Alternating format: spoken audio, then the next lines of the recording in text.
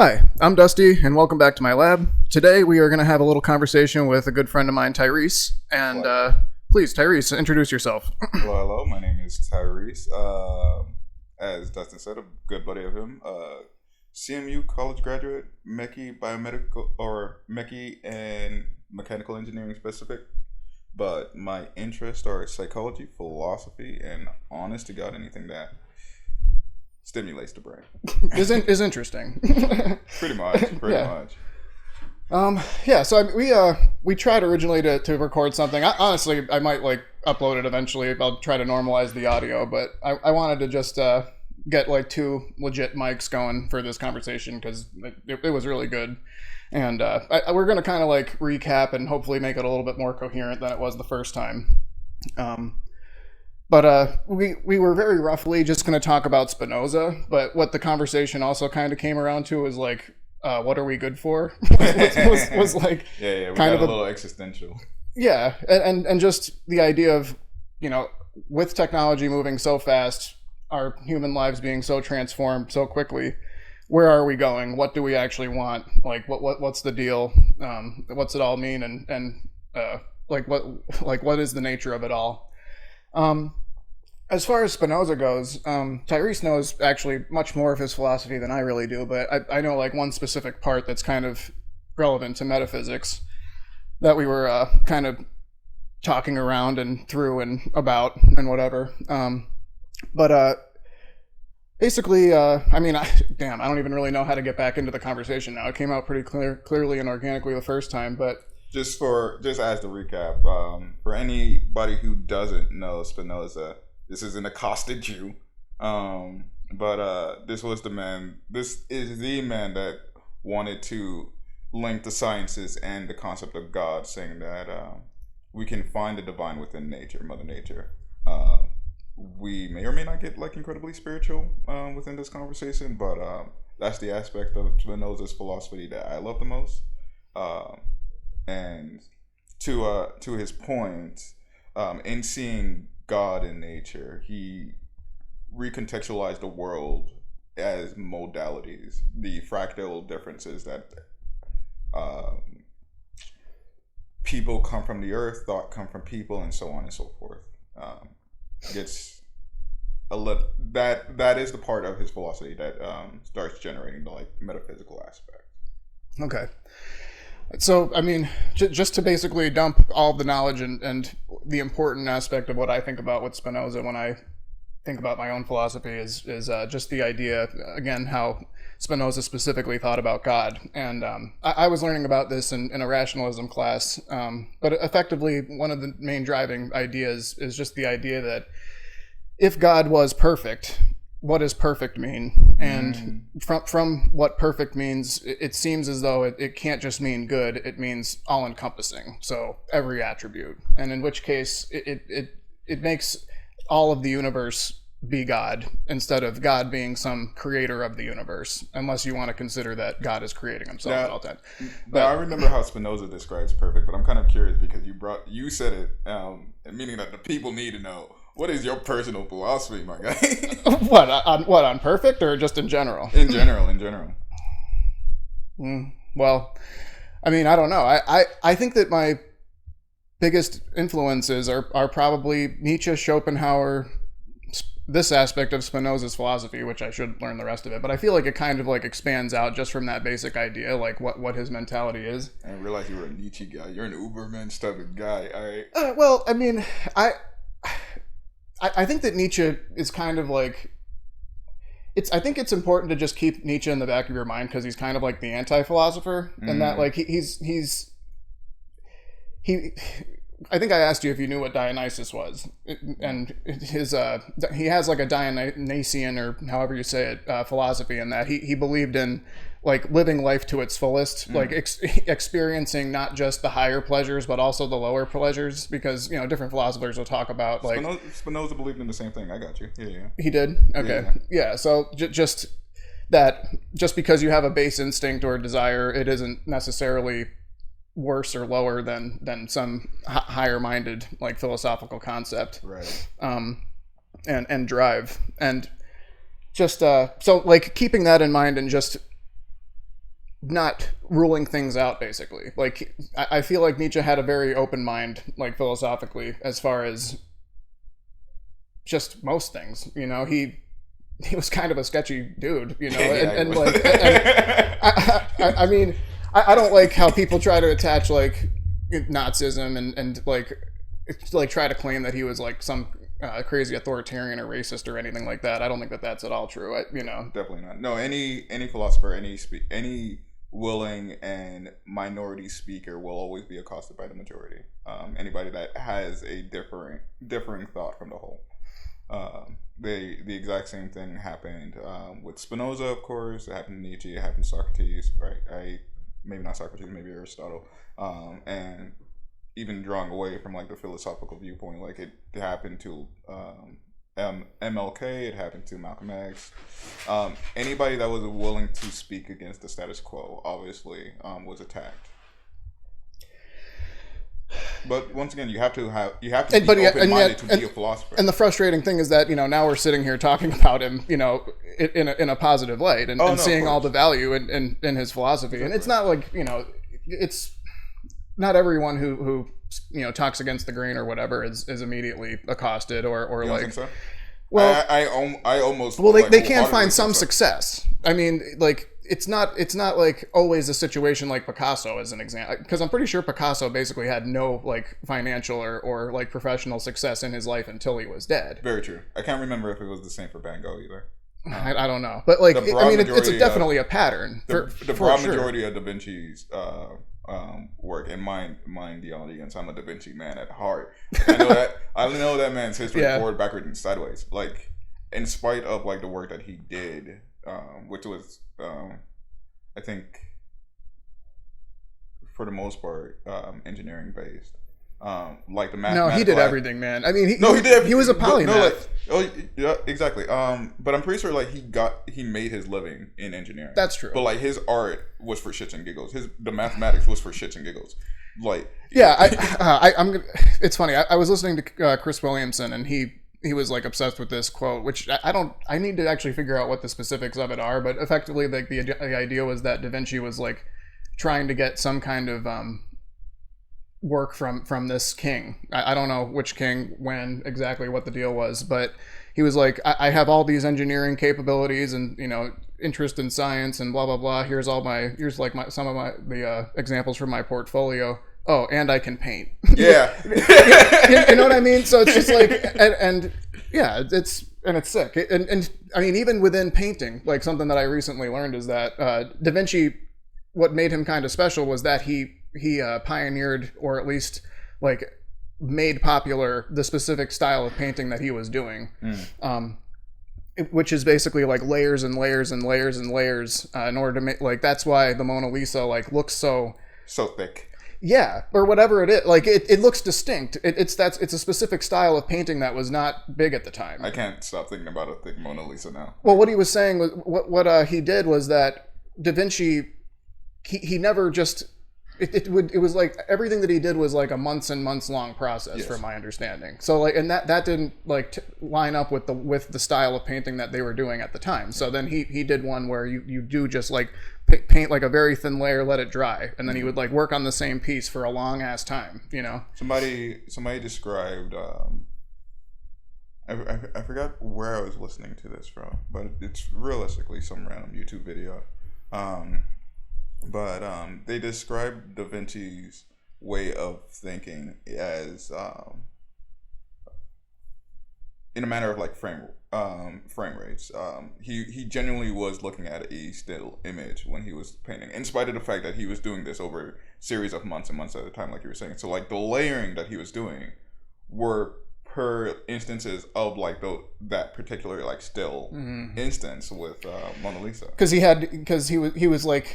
was seeing the deepest layer, but also imagining like what it was going to be, and like once it was finalized. But you need to like imagine those lower, like those deeper levels of painting before you can even like from the start. There's a particular like art form strategy. It's like there's a proper name to it. I don't know it. Where it's a one line sketching. So like you have a dynamic figure. Like usually it's a human figure or a human muse, and they'll do like 6 or 7 different frames of like poses. And in like a series of like a minute or so, like you'll sketch out as fast as possible, trying to get every single detail of like that particular pose. And when they transfer over, you're still working off of that same image, and you're meant to draw that new instance. So the final image that you have, or you end up with, usually looks like a creature with about 6 to 8 arms, six to 8 legs, in different dynamic poses. And realistically speaking, with all of his artwork, Da Vinci was doing the same thing. Is that like the dude with the arms like? Oh, that's the Vitruvian Man. Fucking love that image. I mean, that's what it reminded me of just now, but that's interesting. I mean, so when we did this podcast originally, I kind of talked probably too much, but you know, what's your philosophy? Like, what are you, Fuck. like? Yeah, Fuck. That's why it's a big question. Yeah, that's God. pretty tough, right? Oh my god. For anybody curious, I'm sitting at the age of 25 right now. I kind of ran through a lot of both religious ideals as well as philosophical ones. I think the people like I appreciate the most would probably be, on a philosophical level, would be Epictetus, Spinoza. I won't say I back him, but like I understand where he was coming from. Machiavelli. Relevant ideas, if not, you know, ones that you want to actually implement. Yeah, you know, exactly. Yeah. Yeah, very. But once again, and we actually drew upon this topic in the original recording of this. Everyone's life experience or perspective is their own. You can find people that maybe see life very, very similar to you, but that perspective is unique. Unique only to you, in spite of like the 8 to 9 billion people that reside on the planet Earth today. So with that being said, you should be working towards generating and finding your own purpose, as well as your own morals, your own ethics, gathering your own experience here. Everyone here is writing their own story, and if that's the case, and it's a one and done playthrough, if this is a one life run, you might as well make it as entertaining as you can for yourself. I mean, like, no matter which way you slice it, I mean, from our own perspective, it is a one and done. You know, like, and that's really the only one that's relevant, in my opinion. So, like, you know, it's like, is there reincarnation? Is there, like, are there multiple timelines? Is it the multiverse where we're experiencing every possible existence all at once? It's like, yeah, probably, but at the same time, like, we're only aware of and able to control and have any agency over like this particular experience. Right, exactly. So it's like all of that can be true, but it's just not very relevant. Exactly, you know? Exactly. And you it's cut out the fluff when it's not when it doesn't serve you. Yeah, and like, I mean, I feel like this is a lot of things in metaphysics and the philosophy that I was interested in, and I mean, still am, like, later into your life, but like, it's important to have the understanding and realization and get it, you know, so to speak. But at the same time, there's not a whole lot of practical application, you know. And that's I think why every philosopher was jobless on the streets, holding up fucking plucked chickens and shit, bro. Like, or just just in a fucking beef contest with some other philosopher in a different school or whatever, and then the school like benefits from their beef and like tries and like a like an intellectual turf war or whatever, you know, where you got to like embed yourself in some academic institution or whatever. Exactly. See, that's the thing. I want, and we in today's day and age, in spite of like how you look at the old school philosophers or modern day philosophers for that matter, you have to understand that the mental work that they're putting in does still at the end of the day serve a purpose. It is, they're trying to construct like an outlook on life, a perception of understanding that no working class man or woman actually have the time to put in now, just in trying to like make a living for themselves. Yeah, their life purpose, as they see it, is the construction of frameworks of like how to direct yourself. Because like at the end of the day, everybody's in the process of, is just another ship lost at sea, directionless. Yeah, and we look up to people who, like you're saying, have the really the positioning to be able to expend their effort, their limited time into trying to understand these things. And I mean, like, this is why philosophy is what was kind of like a European thing, like just because of the way that the society was structured. It's like you guys got to sit in your ivory tower and read books all day because we had Billy Bob, digging in the dirt or whatever, you know what I mean, making your food for you. And it's like, and I mean, it's so we are hitting like this weird situation where it's like I feel like in some ways interest for and desire for more philosophy has never really been higher because there is such like a lack of purpose and meaning and just like a disembodiment of it's crazy. Yeah, so like but at the same time we almost value it never less. Like it's you know what I mean, like, where it's like we know we're lost but we're not willing to we're not actually listening. Yeah, we're like I think in the last in conversation in the last podcast that we did, like I said that there's never been a better time, or a more critical time for someone with interest in computer science and philosophy to be, because like that is what all of this really is becoming with AI. Especially it's like what are the ethical implications and what is going to be the trajectory of our future on a philosophical level from the machines that we're building.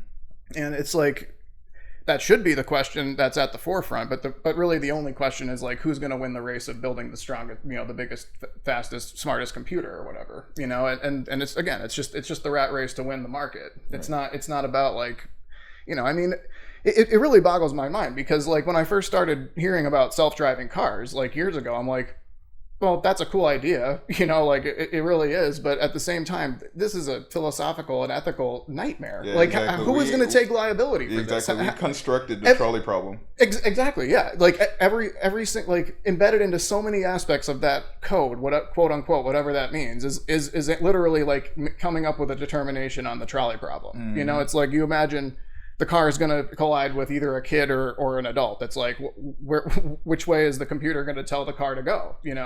And what's funny is that like their workaround was really just to blame the user and to just the second that Mark Rober is actually getting some shit because he did like a test on this. Did you hear about this? Where I had not. No. Do you know who Mark Rober is? Yeah. He did.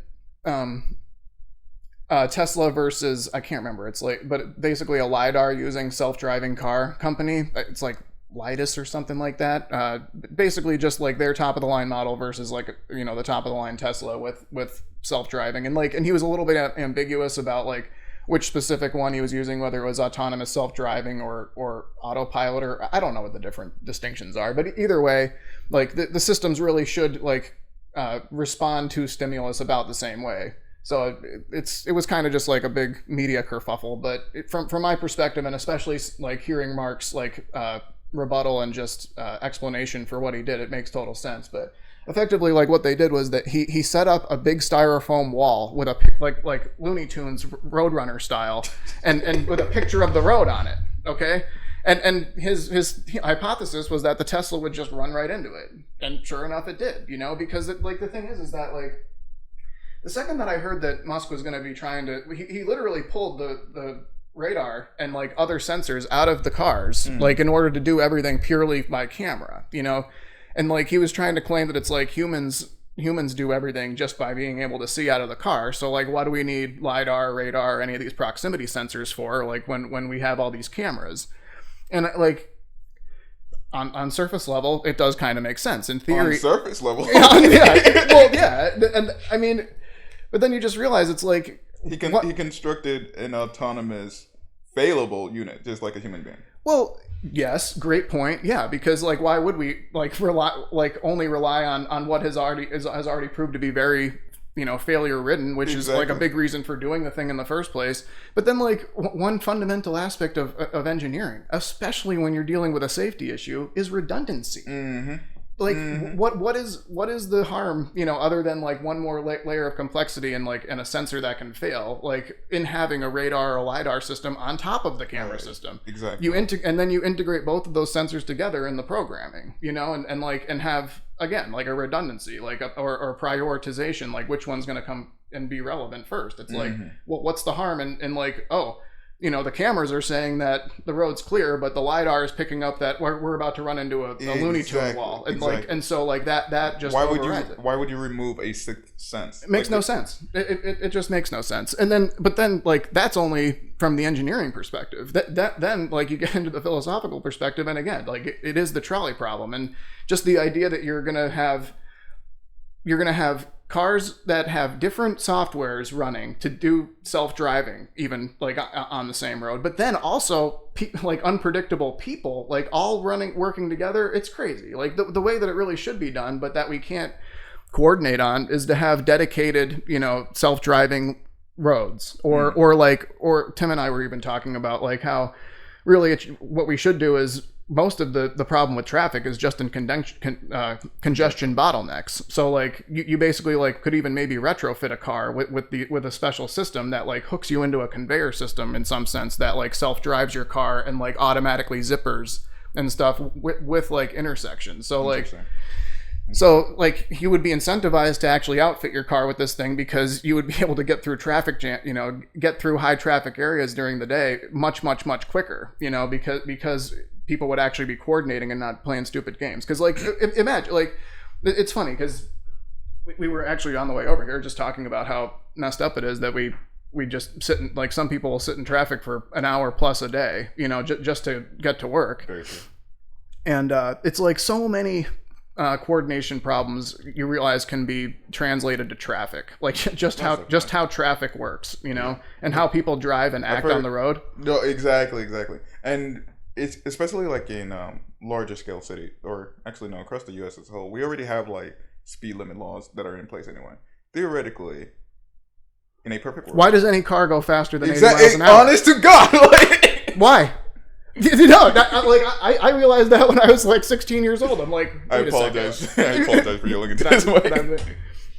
But yeah, it makes no fucking sense. Like, I mean, my dad's a state trooper. Well, a retired state trooper, works locally now, but like, I remember asking him that, and like, why, like if you're not allowed to go that fast, then why does any car go that fast? And I want the people to know that I do drive a Charger that can absolutely hit 120. If you're asking me if I've ever gone to 140, I mean, like most people do go faster than the speed limit. It's as simple as that. Like the average human being drives 5 miles above the speed limit because they recognize the speed limit. And they're willing to push the limits. They're not going to go absurdly far. Well, then beyond that, like, I mean, in Europe, like, you can't fucking do it, because like if there's so many speed cameras, and light cameras, and it is a big, political issue. It's like we have the technology to do that kind of shit here. It's just like there is a big political backlash, and really, I think that my dad's answer was basically like, people want their freedom. No, right, exactly. We live in a country that allows freedom, to some degree, freedom of expression. Not anymore, but increasingly not. We also have to regulate on a safety factor of like what's better for the majority. So yeah, with the amount of like unsafe driving habits that the broad majority of us have, we like started slowly but surely pushing out like implementations such as the speed cameras, radar guns. Exactly. Yeah. And we could absolutely go the whole 9 yards and completely mimic the UK. But there would be so much backlash. Yeah, absolutely. Yeah.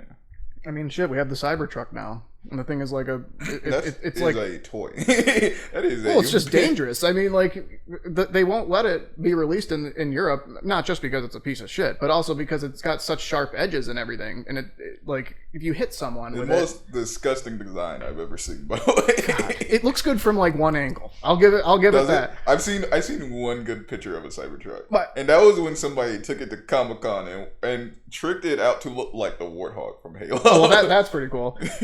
The guy I do work for, he just bought one that he did a black wrap on, and I'll give it. He says it looks like a Lambo, which, I mean, that's a damn stretch. But I will say from like the front and the corner, it's okay. I'll give it that. But it really is it's a dumpster fire, So, but yeah, I don't know. I mean, so I don't know, man. We've had a lot of like really interesting conversations, like off the air, and feel like we're starting to like get a pretty good feel for like what one another thinks, you know, philosophically speaking, about like the trajectory of the world and like what's going on here and like what we're gonna do about it.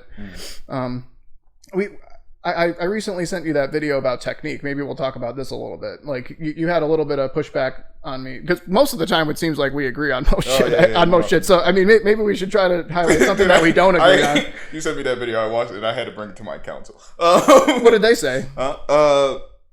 There were people. It's intense. It's intense and really like an extreme view. So I mean, yeah. But anyway, just so like because this was you sent me this maybe like a couple of days ago. Or it might have been yesterday. I'll be honest with you. There's too much going on in a given day. But like, I want to make sure that I give my thoughts back correctly. And context for the people. Wow, I don't even know where to begin with the context. Context for the people.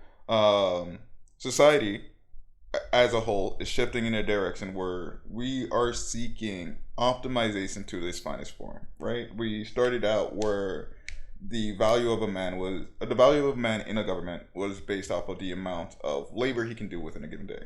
We optimized that such that it was the amount of labor he could, or assisted labor he can do with whatever machinery existed at the time, right? To give you something to grasp on, we're talking steel mill workers and such as.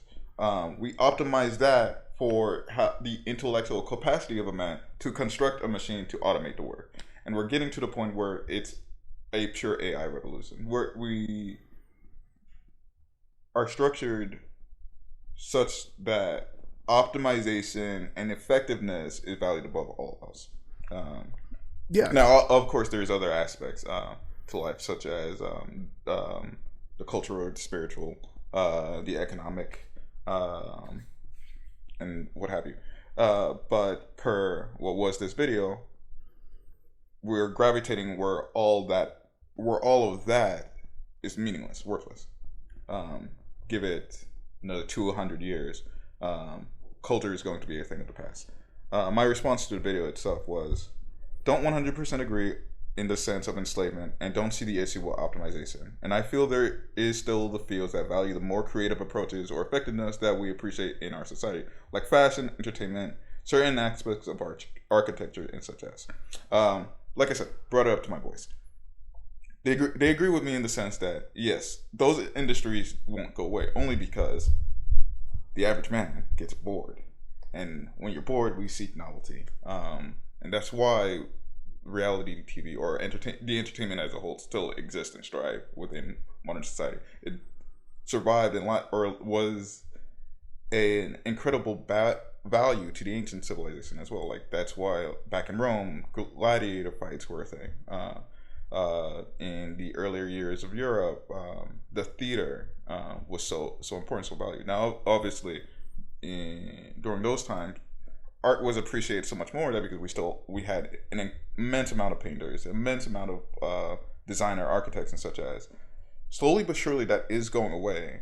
But I think I do genuinely believe that creative spirit is an aspect that exists with every man, human, and child. It is cold away in a society that's focused on institution and education, for sure. But there are some people that just fight back and refuse to let it go. And those are the people that I love the most. Yeah. That was awesome. That was well put. The future is very precarious right now, and it's coming so quick. Things are so much different just in the past 50 years than they were the 50 years before that, and it's really easy to just shout out to my incels listening to this podcast right now. It's like two separate forces and tendencies like fighting against each other all at the same time, where you want to think, okay, yeah, the times are unprecedented. We are living in a modern world that is so different from any other time in history. But at the same time, I mean, to really boil the idea of technique down. Like I think that yeah, it's growing into and becoming an entirely different thing that is more all-encompassing. And I think the beauty of it, but also the kind of the problem with it, is that we are enabled to be more creative and interesting and interested in more things than ever before because of the internet and our technology. But and built into all of the availability and accessibility to that technology is the monetization of it, which mostly relies on feeding you something rather than getting something out of you. Okay, so like here, look, 1 billion people look at this one creative thing that this one dude did, you know, and meanwhile everyone is so preoccupied looking at all the new shit that a few small people are making that they're not doing anything of their own. All the way, like, even taking it all the way back to, it's easy for me to imagine medieval times because I've been putting a lot of thought into that specific time in history. It's all I think about. It's all you think about? It's all I think about. Yeah, it's like, how often do you think of Rome? Have you ever seen that meme or whatever? Have you ever seen that meme that came out a while ago? No. Girlfriends would ask their boyfriends, like, how often or how much do you think about ancient Rome? And, like, for whatever reason, these guys saying, "Oh, pretty often, like, you know, maybe once, you know, for an hour to a day," and the girlfriend's just being like totally confused and like flabbergasted, you know, like, what the hell does this even mean? You know, it's like, it's kind of like tied to the meme of like, she's laying in bed and she's like, I bet he's thinking about other girls right now. I love that one. And he's like thinking about, I wonder if we still have lead pipes or whatever, because we were just having a conversation about that. But like, you know, God, I don't even know where I was going with that now. Oh yeah, but like medieval times. So even human beings, it's kind of a bleak thing to think about and kind of black pilling, especially at first, because it like the statistics of it don't look very good for yourself when you think about the fact that so few people actually like contribute creatively in a way that is like, not to say that like art, like pure art, is not like a contribution. I'm not saying that, but like to technological progression, like so few people actually innovate, and like and the I feel like the process of innovation and invention is just so opaque to so many people, and the people who do figure it out have a really hard time conveying it, you know, to actually convey that, like, not just I'm going to give you a fish, but I'm going to teach you how to fish type way, you know, where it's like, I'm going to teach you how to innovate. I'm going to teach you how to invent. I'm going to teach you how to be creative. It's like that's hard, you know? And like, so the idea of the technique, it's like, it's so ingrained into us as human beings, where it's like, the right way to do something, like, where does that come from? Usually from someone teaching you, you know, like, and it for so long it had been so disembodied from physics or like a real understanding of the world. Like, it was mostly just a trial and error thing. It's like, you know, Bobby tried building the roof this way and it didn't work, so we're going to try it a different way. And then eventually that accumulates, and then it, you know, hopefully people stop, you know, doing the same thing over and over that doesn't work, and then it becomes just a colloquial knowledge, you know, a technique, you know. Exactly. It draws upon like the Socratic method and or the Socratic method and what is the mathematical nature of the world. As far as like how we construct our formulas for quote unquote what works in the modern day is whatever holds firm 99% of the time. So long as it's right 99% of the time, it's right, up until proven wrong. So we'll continue utilizing the same formula, same strategy, same way of building a roof, in spite of, we'll say, the issues with it nowadays is like the deterioration after like 5 or 6 subset of years. Until somebody constructs a method or has a new way of building it that improves the effectiveness of it, we're going to keep doing it because it has yet to be proven wrong. Yeah, I mean, so like, I think that building code is like a pretty good example. So like, if you think about it, I mean, this might get a little bit political and fucked up, and maybe people will get upset by this, but no, like, let's piss some people off. Okay, yeah, all right. really, okay, it's going to eventually, and as it always does, like when we have good conversations, it's going to boil down to value structure, you know? So it's like, really what all this comes down to is what we value. So like, do we value the robustness and the quickness and the efficacy of quote unquote the economy or the marketplace or like or the house itself, you know, like just for an example, like all these houses in California burned down. Something that I learned recently is that Europeans, when they come to America, they're like shocked at like the fact that we build our homes out of wood, which doesn't seem weird to me, you know, or you probably, because that's all that we know. But like in Europe, like if you know, they see us as having so much wealth, it's like wealthy people still building their houses out of flammable materials, you know, when there are other options that are just a bit more expensive, you know. So like, for instance, like we could make the code such that like, okay, we're gonna build all the houses in California that are in these wildfire areas to be basically fireproof, so that this just doesn't happen anymore. Yeah, that would make a lot of fucking sense, wouldn't it? Well, make too much fucking sense. Well, right? not if you're an insurance company. Yeah, like, not if you're an economist. That's what I mean. Yeah. So, and that's what I'm saying. So, like, we're optimizing our technique for the economy, you know. But the fallout from that is that when you hit that outlier situation, the 1%, like you're saying, it's catastrophic. It's a tragedy. It's the same thing as like just in time, you know, shipping and supply chains and all of that shit. You know, like we've streamlined everything for the immediate, okay, and like not having much foresight and just thinking, okay, we'll deal with it when it happens. It's like, you know, is that the right way or the smart way to be? I mean, like it's like climate change, like burning fossil fuels, like polluting our environment. Like there was somebody that told me about this is years ago, so somebody can shoot me down if this is incorrect information. Oof, wait, hold on, I'm not sure if I want to let that out. Actually, take your time. All right. I gotta word this in a way that doesn't put a target on my back.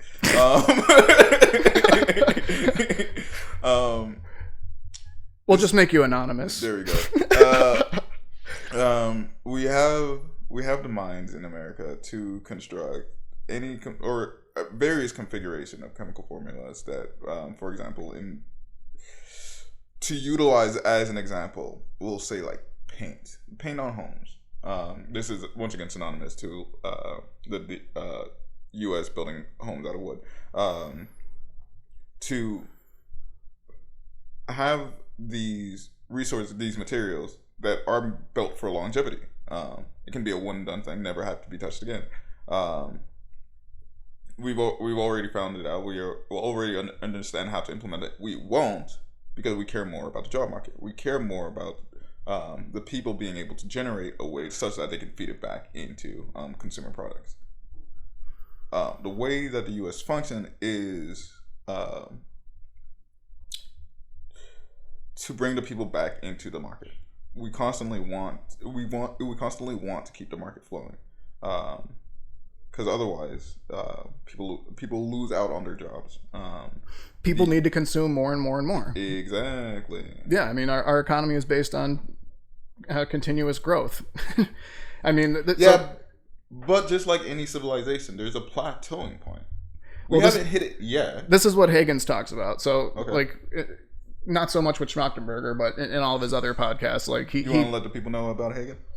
Higgins is awesome. You should. I mean, he has this great simplification podcast. I don't agree with everything that he says or thinks, but I think that his conversations are great. He gets some really great minds on, and basically he was a finance bro, you know, back in the late 90s, early 2000s, and he just got really disillusioned to it and started to like think about all of this in terms of energy. And like his biggest thing is like we're piloting an economy based on continuous growth on a finite planet.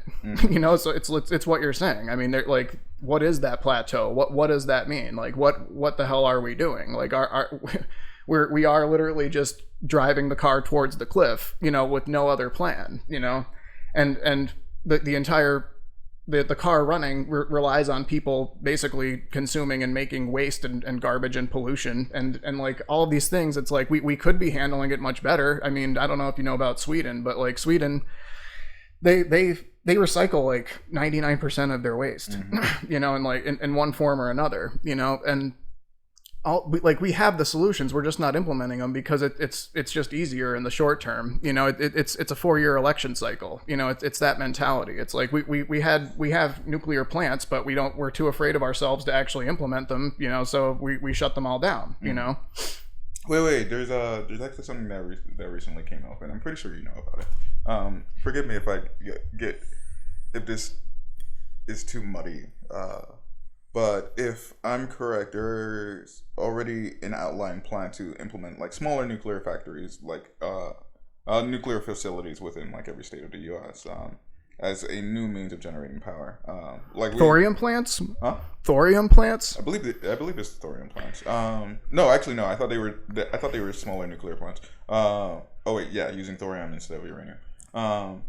So I learned a little bit about this. Like normally, I don't know if they call them modular, but like basically a modular reactor, because the problem is like with the older school ones, they rely on like just like a smaller number of really big rods versus like the newer plants are designed to be a larger number of smaller rods, and there's less like there's more ability to just control and pull some of them out while other ones are running, because I don't know a lot about it, but effectively it's like safer and just easier to work on and less. See, we're talking about it being quote unquote safer. Everything has its like failing points, don't get me wrong, and once again we're all human, and if it's humans operating it, some shit's gonna hit the fan, and such as we have AIs now. We have AI now. Oh wait, yeah, you're right. We don't even need the people. We don't even need the manpower. We're gonna let the nuclear power plant be controlled by the AI. Very true. Where's it going with this? No, like the reason as to why, and you can see the trend, and you can see where it happened. Chernobyl was such a traumatic event for the globe. It's wild. Chernobyl set back humanity on like a technique level or technological level, by decades. Yeah, totally. Everybody was fucking afraid. Yeah, of something like that happening again. And kind of rightly so. Rightly so. I watched the documentary. But at the same time, like if you have proper engineering redundancies built in, exactly, and people are actually, then that's what the Russians didn't do. They were cutting corners and not doing shit right. Exactly. If any other like nation or part of the globe or like individual actually looked into it and realized the amount, like the domino effect of like lack thereof organization management, as well as deferring of responsibilities that happened for Chernobyl to go wrong, it's actually wild. It was it's funny as shit to me. Oh God, I don't know. Not Chernobyl. Not Chernobyl itself. You're sick. But the amount of points where you had to have stuff for Chernobyl to happen, that was entertaining to me. But once again, like it was a global setback. Yeah. And then on the flip side, though, I'm gonna probably not remember Fukushima. Was that right? Yeah. So like but that's a good counterexample, because I mean the Japanese have their shit together, but they got screwed there too, and so that's again like that 1% chance, like a once in a 20-year wave or whatever, and it just totally messes everyone up. I don't want to cut off your train of thought. I remember I love this dude to death. I had a college buddy. This is maybe like our junior year of college, and we had a very brief conversation. In particular, it's this only because like I had too high moral values to continue this conversation. This dude told me. You just told him you were done. This dude told me how he had a debate to do one time, and in this debate, because it was about Nagasaki and Fukushima, he was explaining to me how it made sense to drop the bombs. Okay. Now I'm talking about Fukushima. I think that's the right name. You're talking about Nagasaki and Hiroshima. Oh, forgive me. Okay, well we're talking about nukes, but different types of nukes. You know the nuclear power plant I'm talking about. Remember when Fukushima got underwater, so like they were doing everything right, but it didn't matter. They got screwed over by Mother Nature. Yeah, but again, it's like maybe it shouldn't have been built there. Like maybe they should. When you think about Japan, I'll be honest with you, like how that's I gotta be careful about my choices of words. How that country exists on like a strip of island, and still manages to sustain itself. They're brilliant. It's insane. They're just brilliant. I mean, like they're amazing. They do everything we do, you know, as far as our service economy, but better. Like, and that's how they survive, because they have to import all their natural resources. No, exactly. You know, exactly. It makes sense why they would want the nuke plant too, because I mean it's just a really effective way of having energy. Yeah, it's an effective energy source that people were too afraid of change to implement. One thing I've thought about is, like, I don't think we've actually talked about this specifically, is the idea that, okay, even if we got fusion, would we be able to, like, coordinate ourselves well enough to use it? You got to elaborate. Well, so fusion is basically cold fusion. It's like infinite energy, right? Like we talk about like energy. No, in the forms of organization. But I'm saying, like, we talk about energy scarcity, and like scarcity seems to be like the issue to our coordination, right? But then we talk about like nuclear fission plants that we already have, and we're like, well, technically, like, we could generate all the energy we want. We would just need to utilize this really well. Yes. And then then beyond that, it's like, okay, there's only a certain amount of radioactive material that we can make plants out of, so technically that has like an endpoint too. But if we had fusion, then we would literally have infinite power. How would that look? What would that like? What would that? What's this society look like with infinite power? Well, that's what I'm saying. Like, what would that look like? No, okay. What that looks like to me, at least from my understanding, is and there's a lot of people scared of the AI revolution. I'll be honest with you, I might be one of them. But people fear losing purpose, losing meaning, losing their job in particular, being able to like support themselves, support their family, stuff of that nature. Saying that AI makes a utopia in which we don't have to put in as much work for the energy. One could also argue that there is a restructure to our economy, or the economy collapses, which is not necessarily a bad thing in my mindset. And we might see something more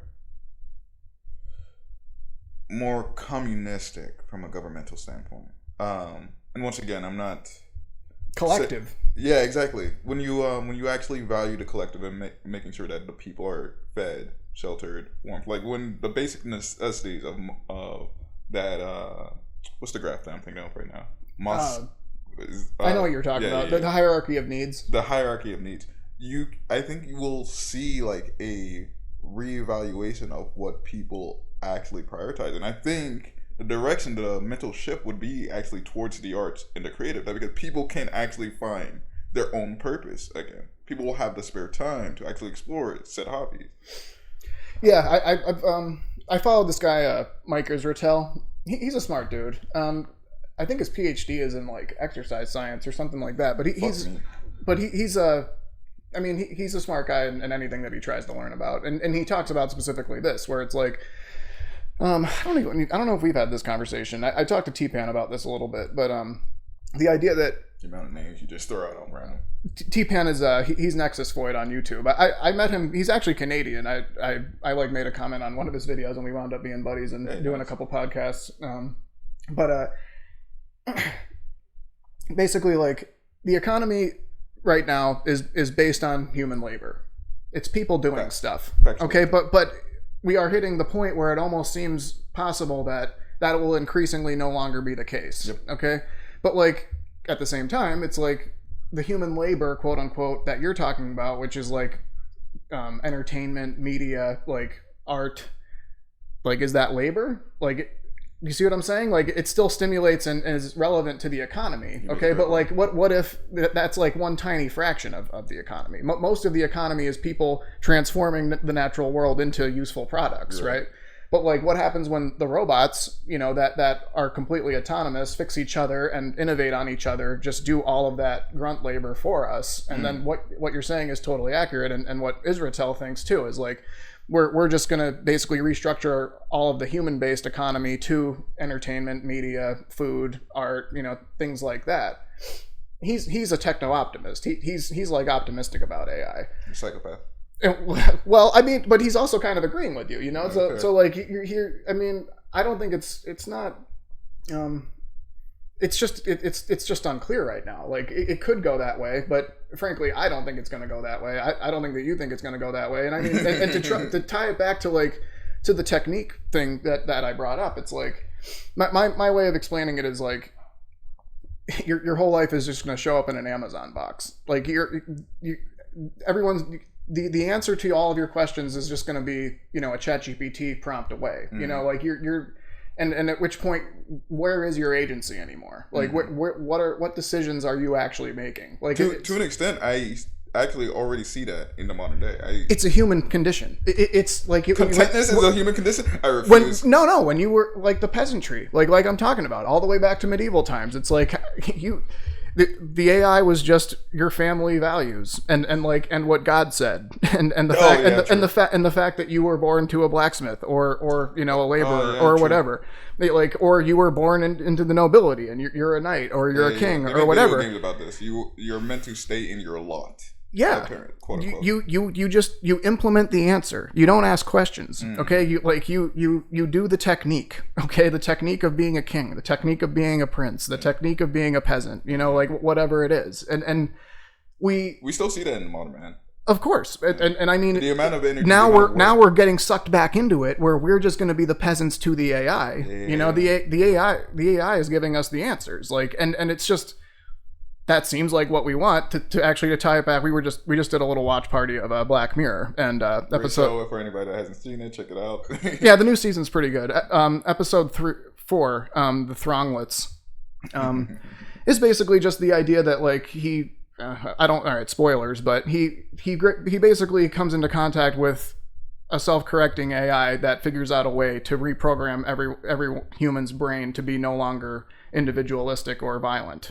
Yeah. And it's this idea of like, is that what we want? Like, are we individuals or are we a collective? Like, are we humans or are we just market machines? Like, we talked about this. Humanity as a whole runs itself as a superorganism. Like, we can say we're individualistic, but like the macro scale does impact the micro scale. Whether or not you choose to be ignorant about it, or conscious about it. A lot of people would rather be ignorant about it. Because they are content with how things are. Well, they're content with not questioning the status quo, with the things that the people that they trust and care about tell them. It's you're raised in the church, you believe it. You go to school and you believe what they teach you. And it is the exception rather than the rule that people try to actually question and see whether they actually value the things that people are telling them they should. It really is an exception. And it's just we've been talking about like the bifurcation and Huygens will talk about, like, when he talks about the Great Simplification and Schmachtenberger too, like they kind of overlap on this a bit, where we talked. Anytime I hear it, it just sounds like an ancient philosophy, or an ancient like prophecy, the Great Simplification. The Great Simplification. Well, what he thinks is that we're going to hit like an energetic plateau and just and like hit our ability to extract natural resources, and then we're going to have to simplify our technological life, to like just rather than further automate, and like we're saying, like, it's like the Wall-E like future where we just ride around on scooters and entertain ourselves with our little screens and get weighted on hand and foot, injected cheeseburgers into our veins and shit. It's like, instead of that, like, kind of go back to the land and like do human shit again. Like the ascetic thing that I was telling you about, like kind of like the monkism, or like that Schmachtenberger talks about, where I feel like it goes hand in hand with that repurposing or like re-establishing value to an individual's life, whether or not I suppose you go down that path, the Amish stuff, lifestyle, or the monk and Buddhist mentality, or you choose the creative aspect and like delve within like music, painting, design work, what have you? I think that Schmachtenberger and Hagen's are kind of, they're not Buddhists, but they're also not, modernists in that they want to combine it, like you're saying. Like, we have like the human values of not just like letting go of desire, but desiring to make art, like, because Buddhism is kind of the idea that desire is suffering, and so you should just desire nothing. Yeah, that's a little, right?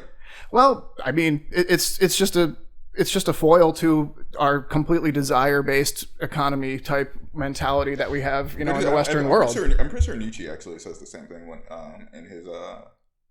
in his notion of morality or mentality rather, that Nietzsche had a lot of weird, like, contradictory things about like what you should try to value and do. No, but to a similar vein, he argued that every man has a desire to, or has a yearning for something, whether it be greatness, whether it be power. If that need isn't met, it will be towards suffering. Mm-hmm. That because there is the will to power thing. Yeah, the will to power. You already know. Yeah. Damn. You got that vape? We most definitely do not enforce the idea of like the extremist version of free will here. I will say as a constituent that did you chew on on the whole you asked me in our last talk like my take on free will. Did you chew on that a little bit, and like, does it make sense? Do you get like where I was going with it? You might need to remind me, bro. I'll be honest with you. I got a lot to do in a day. Okay. All right. Well, I mean, this is fundamental to my entire worldview and metaphysics and value system agency, really, like, at the core of like so many of the things that we're talking about. So like in our modern era, we live in a very materialistic mindset where everything is just atoms, molecules, stuff bouncing into each other. It's very mechanistic, like we, especially us, being interested in doing engineering, like things work because they do a predictable thing, like cause and effect. We live in a deterministic world. Okay. Yes. And so it seems like just from that free will is just kind of a misnomer, that it's an illusion, that it's just something that we think that we have, but it's not actually real. Do you follow? You've heard of Sam Harris, but I don't think that you follow him really, right? No, I don't follow him. Sam Harris is really big on this, and also Robert Sapolsky. Oh, you would love Sapolsky. Do you know Sapolsky? No, I'm not familiar with him. Oh, dude, you got to check out Sapolsky's stuff. I'm writing it down. I can send you it too. He's in biology. I don't know if I think that he technically is like evolutionary biology, okay. And like that's mostly what his lectures are that I've watched. But he's brilliant. But I disagree with him on free will. But it's just this mentality that like things are deterministic, and so there's no room for free will. Just kind of embrace the illusion, and still like we can still talk about actions and choices and decisions, but fundamentally it's all just not real, right? Drunken fools. Well, I mean, I was a drunken fool for a while then. Oof. Because like I struggled with this a lot. It's like, it's really hard. Like, at least for me, it was really hard to accept that it was an illusion, but that it was still important, or that like it was still relevant or valid, and so I wasn't able to make that jump. And frankly, I don't really think that you need to, because of this. It's not a proof. Like I told you, it's a non-argument. It's like an anti-philosophy, but, basically, all right, to tie it back to rationalism and Spinoza and everything, we were talking about the annihilation argument, and basically the annihilation argument is like, what is the nature of nothingness? Okay, what does it mean for something to be annihilated completely? And the example is like is a bottle, okay, and so is when you eliminate or annihilate the water and everything in the bottle from existence, what does that look like? Is the bottle just empty and full of what we call space, or is it that the walls of the bottle are touching? Okay, and in which case then if they're touching, then how is there anything in between it? So effectively, like I think it was more, and I know nothing about his philosophy other than this specific aspect, but he basically said that space itself is a substance in a philosophical sense because it has an attribute, like, and namely because it takes time for anything to move through it. Okay. which is an attribute. Okay, and so this is a leap, and like I think that there's many ways to get to this conclusion and understanding other than that specific way, but effectively the idea of true nothingness, of like not even space, okay, itself, is primary. You don't want to say came before, because even that is like, what does that mean, like in the terms of what we're talking about? Because I mean, it applies in that time is space. Like you like, have you wrapped your head around that idea yet? That like really, like, that's why it's called space time, because we only have a speed constant. Like, we don't have a time constant. It's just stuff moving through space. That's why we have time. But anyway, it's like because of that, like, before there was space, literally itself, there was technically nothing. and people can, it's really hard to wrap, you can't, the second that you think about nothing, you're not thinking about nothing. But the idea that nothingness is primary to somethingness breaks the fundamental aspect of causality, because how can nothing create something? It makes no sense. And so, like, even though we live in a deterministic world, like, we see, the dominoes falling, we see things bumping into each other, things are at least somewhat mechanistic. And so that lends itself to the idea that we don't have free will. That fundamental reality is non-causal, because it was non-causal from the start. Right? Whatever that means. From that primary point of nothingness, like, how can nothing create something? It makes no sense. Now, I don't want you to perceive that I was not listening to you, Dustin, but I'm not going to lie to you. I was just debating whether or not I wanted to fight you on the concept of space-time.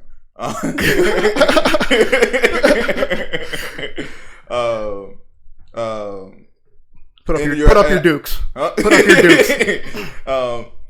Now, as per what you were saying, we live in a deterministic society, and this that implies that everything, every action led to a reaction, and inversely, everything was causal up until like nothingness. And then we talked about nothingness, and it does destroy the argument as a whole. That was just so you know I was listening to you. Now back to space time. Okay, all right. Now I want to say that there are two. I want to claim that there are two universal concepts or constants, which is or this universal constant, which is space and time itself. What's the time constant? Now, how do we measure time? How do we measure time? Here's the issue. How do we measure time? I'm not, like I said, I'm an engineer. I'm not a mathematician. There's no way to prove time, but there is an argument to be made to disprove the non-existence of time. That because you do. I'm not saying it doesn't exist. Huh? But it exists as. You're making it sound as though it is a symbiotic relationship with space. I feel they are mutually exclusive. Maybe there's a dual nature to like space and time, but I don't want to say. I want to say that one's not relevant without the other. I want to say that. Fuck. How do I word this? Yeah. Oh man, Dustin just broke me. I'm sorry. Time is dependent on space as well as space being dependent on time. That's what I want to claim. That's the argument I'm making here. It's not time surely being defined on space. Well, so I mean, you've heard of and I don't get this, but on a deep level, but the idea of time dilation. Yes. Okay, yeah. So like you've heard like you had a bunch of astronauts moving in a spaceship at the speed of light, quote unquote, and like what a week would pass for them or something, and like 2 years would pass here on Earth. Right.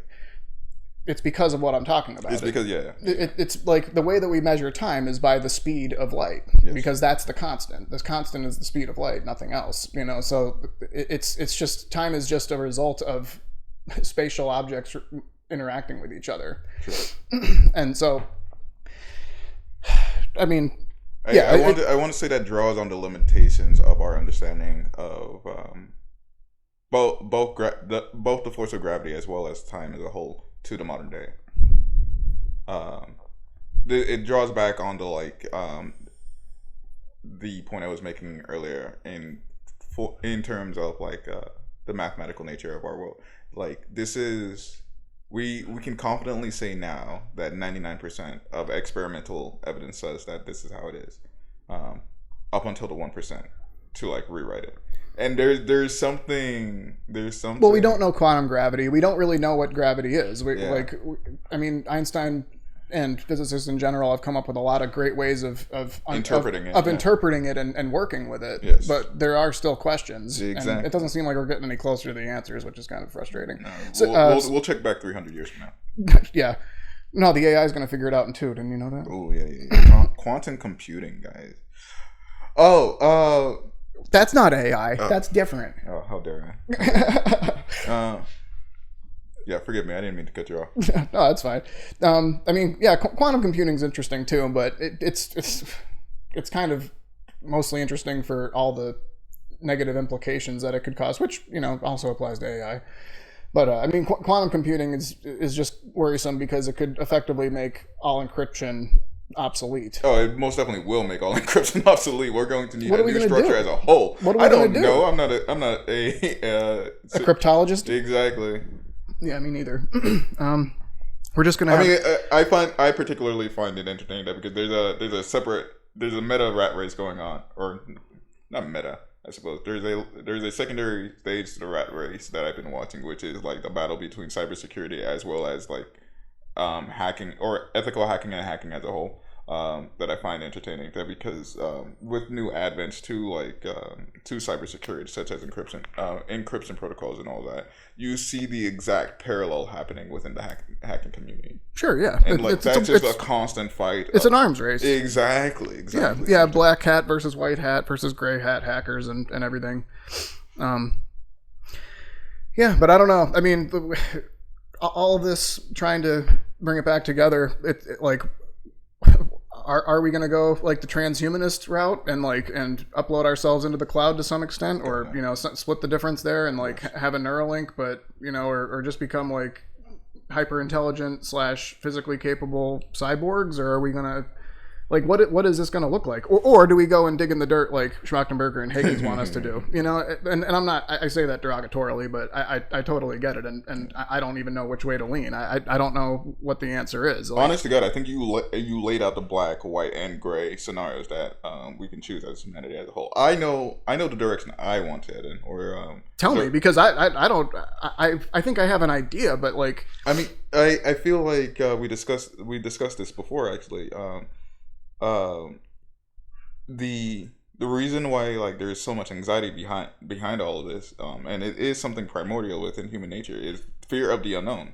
That's all it is. It's because we don't know. That's why there's so much anxiety behind it. But personally speaking, I want to say with the advent of AI, as much as I don't like it, Darwinism never died. The evolutionary theory still holds true to this day. It's just on a different scale or spectrum compared to what it was during. Well, it's more cultural and technological. Exactly, and as part of the hive mind, realistically speaking, the evolution that I do want to see is a proper symbiotic co-relationship with technology, which we already have to some degree, because everybody, inclusive of those listening to this podcast, either carries around a smartphone with them every day that tracks their schedule, sets alarms, record notes, what have you. Remembers every phone number. Exactly. Whether you're an audiophile or utilize a computer for work, you have some level of symbiotic relationship with technology already. We can take it further with cybernetic enhancement for sure. Obviously, Musk has already been working on it. And there are definitely a bunch of other biomedical companies that are trying to develop that technology further. And we've already gotten to points where we can utilize technology to combat some of the destructive nature that comes with being an organic life form. Meaning maybe renewable energy and things like that, that. No, I'm talking about actual diseases, like an organic issues. Drugs. I mean, would be a good example, right? Like, I mean, medical shit, like in order to treat biological issues. I wasn't even talking about that one, but you're not necessarily wrong. And this was like 5 years ago. This was 5 years ago last time I read anything about it. We've been working on, or my bad, I say we as if I'm a part of it. I'm not. There had been research in play to construct new drug delivery system to combat the human immune system on the nature of delivering the delivery system for CRISPR as a whole, like using actual nanotechnology as for like drug delivery system. But we're getting too deep into it. I'm talking on the level of actual like cybernetic augmentation. We already have like cochlear implants for those who lose their hearing. We already have prosthetics for those who lose a limb. We have artificial hearts, artificial lungs. Like that's the level of symbiotic that I'm speaking towards. And we're getting to the point where instead of augmentations, it's more amplifications, which is kind of crazy. Dope. But yeah. Yeah, I mean, so yeah, like I keep thinking back to this idea of agency, you know. So like, actually, this is a great example. So we watched the first episode of the new season of Black Mirror, Common People, and effectively, like, this woman has a brain tumor. She has, and the new tech is that she can get it replaced with synthetic neurology that gets streamed from a server, and there's a subscription service built into it. She has relinquished some of her not of her own volition, but she has relinquished some of her agency to this company because she is now just indebted to them. She cannot do the things that she wants and needs to do. And granted, like in this scenario, it's only normal human stuff, like the ability, because she was sick and, you know, the brain tumor and whatever. But what happens when an augmented human is just the standard, you know, and it isn't just we're just doing things in order to, you know, extend our lives or continue to be as human quote unquote as possible for as long as possible. But the new arms race is just to become even more like beyond what just a human is. And we already, like, every single day, every single second, and, you know, even right now, we are humanizing because of what we're doing. Like, you know, I've got a vape in my hand, a microphone. We've got our phones, like you were saying. Like, we're already cyborgs, you know, and humans have been that way, you know, since the dawn of time. I mean, like, even all the way down to fire. Like, we talked about this a little bit, and we had like a conversation about normalcy, and which is also interesting and relevant. You know, like, is the name of the game for humans just the idea of harnessing and enjoying, or whatever it means, hypernormal stimulus, you know, something as simple as fire, but also as complicated as AI, or, you know, a bomb-ass sound system, or a really dope TV, or a crazy VR experience, you know, like, is that just the name of our game? And we just have to, you know, press the technology button as hard as possible. And like, and then this gets into accelerationism, and like, what should we accelerate our technological advancement, and, you know, despite any of the possible repercussions, because that's our best bet, like, whatever that means, you know. And just like, what, again, like, to bring it back to philosophy, what are we going to trade? Like, what are we going to become and no longer be because of that decision? You know, it's like, just the decision to have our phones, like, we see the repercussions of that, like the decision to have social media. It's like, you know, it's not that related, but I think it's so related. Like the dating market, so many people are talking about just how messed up it is, and it is totally different than even just 10 years ago, because everything is online based. You know, like people are afraid to and don't meet each other in person anymore. Exactly. Because, you know, it's just too sketchy, you know, which, I mean, it was always sketchy. Don't get me wrong. It was always sketchy. But in comparison to the now quote unquote safer, cheaper, you know, easier option. Right. And it's inhuman when you actually think about it on like a larger scale. When you take a step back and look at it, it's inhuman. People don't actually talk to people anymore. Yeah. And you're just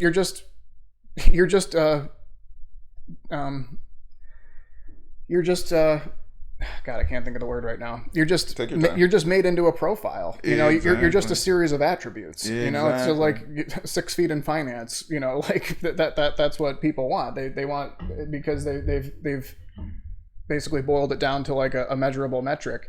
Something that was relevant that I forgot to bring up when you were talking about something like related to this was, have you ever heard the saying that and I don't even know who said it now, but the second that a metric becomes measurable, it no longer becomes a useful metric? Have you ever heard that? No, but that's interesting. But it is interesting, right? So like it's kind of it comes back to the technique thing. It's like we figured out, like, once you make a system, it's just then becomes a rat race to game it. You know, like when you create a metric for efficiency, people, like, it no longer becomes a good metric. Like, because people just try to fake the metric rather than actually, you know, doing the underlying thing that makes the metric relevant. So like, you go to school and you memorize a bunch of facts, you know, without really seeing the relevance or you know, path to get there, you know, like in a greater historical context, and like why you're actually learning it in the first place. It's just, you do this because you got to get good grades, because you got to go to school, because you got to get a job, because you got to get a wife, because you got to get a kid, because you got to, you know, it's just, and this is what I'm talking about, like how humans are so technique based. You know, it's like this is the path, this is the right answer, and it's just fully in the face of agency, you know, and we just get swept up by the status quo and the zeitgeist, and just do, you know, the next standard thing that everyone else is doing because we want to win. You know, and we don't question the name or like the rules of the game, because if we take time to try to do that, then we're just going to lose. Yeah. And it's just that with everything, you know, tech, culture, media, like, and you know, it does give you this, like, the great simplification. Like it sounds great. It sounds like so awesome, but is it just going to be like, okay, we're going to go and, you know, become like the indigenous tribes, and then like what's the inevitable fucking outcome of that is like every indigenous tribe is just getting wiped off the face of the earth because they can't keep up with the technological advancement, you know? Exactly. And so like, what does it mean to be human? Like, again, like what are we good for? Like I think that like what we are good for is this, you know, like we're good for having a really deep and important conversation about what the hell we're doing here, you know, like, but we're just increasingly just handing all of that conversation over to like what people want to buy, you know, like and unfortunately, and like this is a major hanging point, you know, for me, like on an entrepreneur standpoint, it's like people want shit that hurts them, you know, like very true. Yeah, we want stuff that, like, when we take a second and actually think about it, it's like, this isn't good for me, you know, and it's something to pass the time. It's something to check the box, you know, like it's the next implementation of the technique, you know, like we have the technique of humanism right now, and it's increasingly becoming unhuman, and I don't know, I think we do have to split this difference, you know. It's like we can't just be monks, we can't just, you know, like, we can't go back to like dragging a plow through the ground, you know, like that isn't the path. But what also isn't the path is just throwing every single person under the bus in order to get to Mars, you know, and get 0.011% of the population off of the planet so that we can perpetuate the species. For what? You know, it's like, for what? So we can parasitize the rest of the galaxy? It's like, I don't know. Like, I think that we should do real philosophy and like, and figure out what we stand for as a species, you know, and like, and like, I think that, you know, like I've been trying to say, it's like an absolutely pivotal and fundamental aspect of that, I think, whether we like it or not, is our obsession with and utilization of hypernormal stimulus, in the sense that, like, you know, even though we're apes, we make fire, we make houses, we make tools, we build shit, and like, and media, and we entertain ourselves and each other and whatever. Like, we can't abandon all of that just to, you know, sit and meditate all day. No, you know, to touch grass. Well, you can touch grass, just not all the time, you know. And so, and at the same time, like, we don't need to plant grass on Mars. You know what I'm saying? It's like, damn, people, like, wake up here. Like, let's take a second and just see what we actually want, you know, and not just like what's the most convenient and easiest path right now, and like, what's going to make me the most money, you know. I don't know if we talked about this, but like, and it's dark, but like, to tie back to the like the economy being driven on people doing stuff. It's like, what is money? Like, in your opinion, like you hear different things of like what money is and what it means, and like, what is it to you? You're actually I'm asking you, yeah. In the grand scheme of things, it's realistically speaking a joke. We needed a universal standard of evaluating what the worth of something is, what the value for something was. But you have to understand the value of something is based off of supply and demand. The value of something is based off of the individual wants and needs. So we put a dollar amount label to it, and we just kind of ran with it as on a governmental level for so long that we allowed that nature of it to get warped. The value of somebody's time is dependent upon the person the person requiring the work. The value of the chair to mic, the luxury that is provided to you, or not luxury / necessity provided to you, is based off of what you need at that time. Once again, we're talking about the fact that I can't remember his name hurts me. Maslow's hierarchy of needs.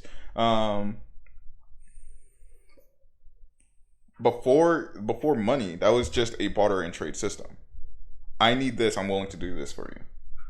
Fair trade? Cool. Kosher. Life was a lot easier back then. Yeah.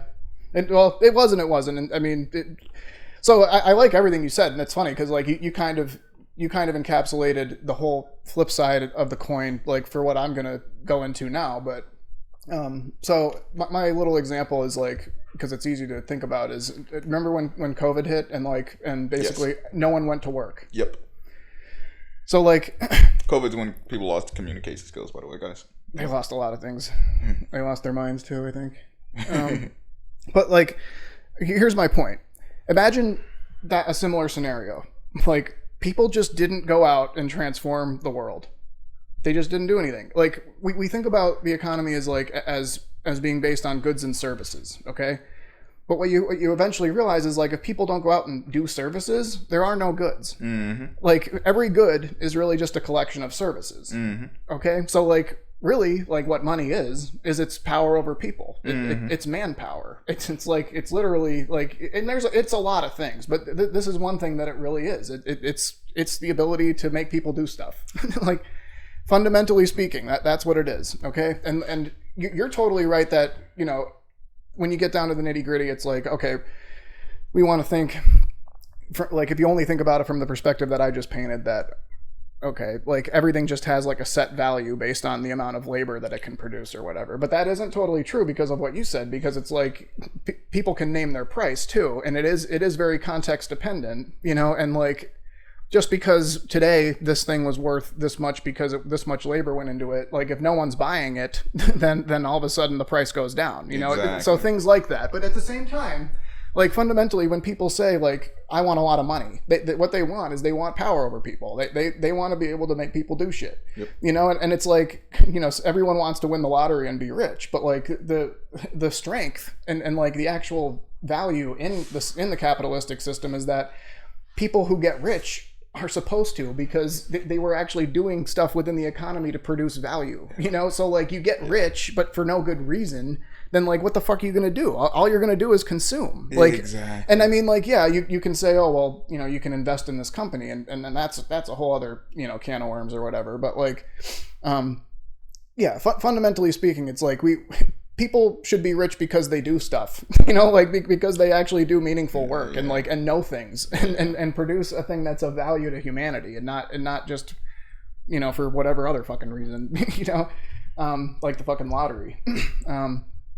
Yeah, I don't know. I think a lot about that, probably too much, because it's like, probably the amount you should. I'll be honest with you. The concept of generational wealth pisses me off to some degree, but yeah. So I think about this too. So like, to tie it back to the medieval thing, that this I've been thinking a lot about this. So the structure of that society was such that the nobility had access to all of the materials that really the peasantry would create. Yep. Okay. And what they had was a wealth of connections and knowledge and how to actually implement that stuff. Okay. So like, for instance, a blacksmith, creates armor and a sword, and the nobleman, from a young age is like trained in how to actually wield and use that. Okay. But what's funny is like in that game, Kingdom Come Deliverance 2 I played, you come across this knight who basically gets stripped of all of his stuff. Like he all of his money is, he loses a duel to another knight, and the knight takes his armor and his weapon and his horse, and like all of a sudden like this knight is like trying to just like rob people on the road, because like he doesn't know how to make a sword, he doesn't know how to make armor, he doesn't know how to like Exactly. like actually being part of a knight was chivalry, which is all about taking care of a horse. So he could probably take care of a horse, but like so much of You like call that literally, chivalry, animal husbandry. what's that? You call that chivalry, animal husbandry. Yeah, so that's what a lot of people don't know. Like we have a like the colloquial understanding of chivalry is like taking care of women, like like opening the door and like being courteous and all of that stuff, like the romantic type stuff, right? Yeah. But like what people don't know is that comes from animal husbandry, with knights taking care of horses. Chivalry is the Latin root of it is chival is like horse or something like that, and so that's how it all started. And then like the honor code of the knights all got pushed into that into that discipline. So like all like the knightly order and like and following God and being kind to women and all this stuff was pasted onto like that fundamental like animal husbandry stuff. You learn something new every day, guys. Yeah, so that's interesting, but my point is like we in today's day and age are kind of like the nobles. Okay, it's like we're handed all of this stuff, but we have to stay within the technological and economic ecosystem in order to be continually have access to the things that we know how to use. Okay, so it's like you get dumped on a desert island. Okay, build your iPhone. It's like that's an extreme example, but it's kind of like we don't understand so much of the tech stack that we're so reliant on. Like and so I just try to focus on the idea of actually understanding as much of that as possible. Like, have the wealth of knowledge not be in my hands, but in my head. Right. Like be able to like make something from scratch. Like shifting yourself on the socioeconomic scale. Say it again. Shifting yourself on the socioeconomic scale. You actually know. I feel like the proper terminology would be trying to change your law. Yeah. But there's different paths to do that. Like for sure. You can change your lot in life just by being really good at using the tools, or you can actually know how the tools are made and work, and like on a deeper level. It's a resilience thing, that to tie it back to like just our mentality in general. We focus on the day to day, the next step, the next link in the supply chain, the just in time delivery, and it's like we don't question all of the implications, all of like the manufacturing that goes into all the things that we make. And so many people understand hardly any of it, but they're so reliant on it. Like, how much does it help you really, to know how an iPhone is manufactured? From a practical standpoint, not very much, because you can't do it without like this enormous tech tree or whatever. Exactly. But from a philosophical, perspective, it absolutely matters, because like you need to know that like there was human time and effort that went into doing all of this shit. Like, money is just manpower, like people doing stuff for money. Like someone did all that shit.